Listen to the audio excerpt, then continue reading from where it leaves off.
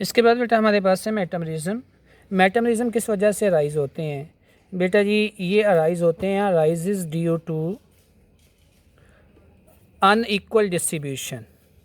यानी आपने इसके अंदर क्या करना है, जितने भी कार्बन एटम हैं उसको फंक्शनल ग्रुप के अराउंड आपने डिस्ट्रीब्यूट करना है। लेकिन जो डिस्ट्रीब्यूशन होगी बेटा वो आपने याद रखनी है कि इसकी डिस्ट्रीब्यूशन अनइक्वल होगी। Distribution of carbon atom around the functional group, functional group के इर्द गिर्द जो कार्बन एटम है अगर आप उसको अनइक्वली डिस्ट्रीब्यूट करते हैं तो उसकी वजह से जो आइसोमर्स बनेंगे बेटा जी, इस आइसोमरिज्म को हम कहेंगे मेटामरिज्म। फॉर एग्जांपल हमारे पास यहाँ पे एक एग्जांपल है कि आप इसमें क्या दे रहे हैं, ऑक्सीजन के दोनों तरफ दो दो कार्बन एटम को अटैच कर रहे हैं, यानी इस साइड पे भी इथाइल ग्रुप, इस साइड पे भी इथाइल ग्रुप। अब मैं इसी को थोड़ा सा चेंज करने लगा बेटा।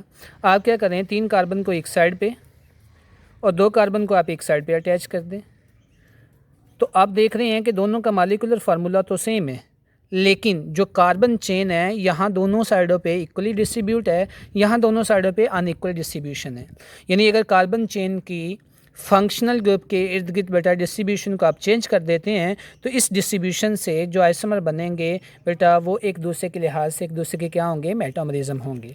इसी तरह से हमारे पास सिर्फ यही एक एग्जांपल नहीं है ईथर की, यानी इसको हम कहते हैं डाई मिथाइल ईथर, जिसमें फंक्शनल ग्रुप हमारे पास क्या है, ईथर।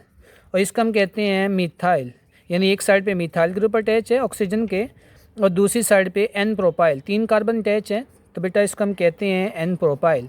और फंक्शनल ग्रुप कौन सा है, तो ये हो जाएगा ईथर। इसी तरह से अगर कीटोनिक कंपाउंड की बात की जाए तो बेटा कीटोनिक जो कंपाउंड है वो भी मेटामरिज्म का जो फिनोमिना वो शो करते हैं। लाइक आपके पास कीटोन का जो फंक्शनल ग्रुप होता है बेटा वो ये होता है, यानी दोनों तरफ कार्बन आइटम, दरमियान में कार्बोनाइल।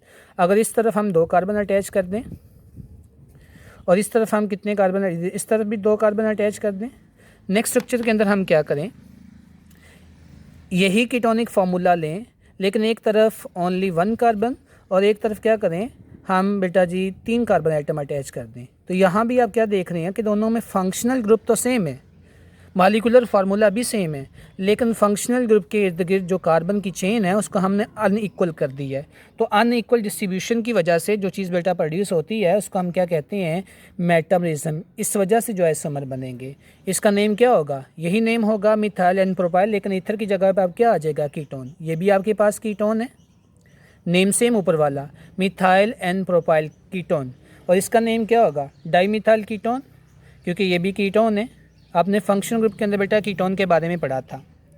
इसी तरह से नेक्स्ट जो टाइप है हमारे पास स्ट्रक्चरल आइसोमरिज्म की, उसको हम कहते हैं बेटा टार्टोमरिज्म। अब टार्टोमरिज्म किस वजह से राइज होते हैं बेटा? याद रखें कि जितने भी टार्टोमरिज्म है इस तरह के जो आइसोमर्स हैं ये राइज होते हैं arises due to shifting of proton, यानी मालिक्यूल के अंदर ही जो शिफ्टिंग ऑफ प्रोटॉन होती है ना, due to shifting of proton, proton की शिफ्ट होने की वजह से जो हमारे पास डिफरेंट स्ट्रक्चर फार्मूला बनता है उसको हम कहते हैं टार्टोमरिज्म। फॉर एग्जांपल हम यहाँ पे अमाइनो एसिड की एग्जांपल ले रहे हैं।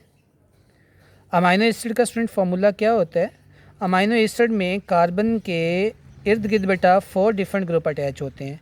एक साइड पे कार्बोक्सिल ग्रुप अटैच होता है, इसको हम कार्बोक्सिल ग्रुप कहते हैं। एक साइड पे अमाइनो ग्रुप अटैच होता है बेटा, एक साइड पे हाइड्रोजन अटैच होता है और इस साइड पे हमारे पास आर ग्रुप अटैच होगा। इसको अल्काइल ग्रुप कहा जाता है। ये अमाइनो ग्रुप है, ये हमारे पास कार्बोक्सिल ग्रुप है और इसको हम क्या कहते हैं, अमाइनो एसिड कहते हैं।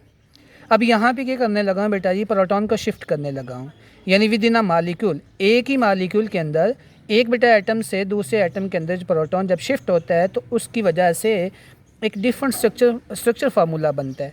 जैसे जब हम प्रोटॉन को यहाँ से शिफ्ट करवा देते हैं तो ये हमारे पास बेटा जी प्रोटॉन इस तरफ आ जाएगा, NH2 के ऊपर तो हो जाएगा NH3, जिस वजह से यहाँ पॉजिटिव चार्ज और यहाँ बेटा जी नेगेटिव चार्ज आ जाएगा। अब यहाँ पे नेगेटिव चार्ज और पॉजिटिव चार्ज क्यों आया है बेटा? प्रोटॉन अपने दोनों इलेक्ट्रॉन इधर ही छोड़ गया है, तो यहाँ इलेक्ट्रॉन एक्सेस में हो गए हैं, जिस वजह से इसके ऊपर नेगेटिव चार्ज आ गया है। और यहाँ नाइट्रोजन के ऑलरेडी 3 बॉन्ड बने हुए थे। जब फोर्थ बॉन्ड बनाया तो कैसे बनाया है, यानी इस नाइट्रोजन ने अपना लोन पेयर यूज़ किया है।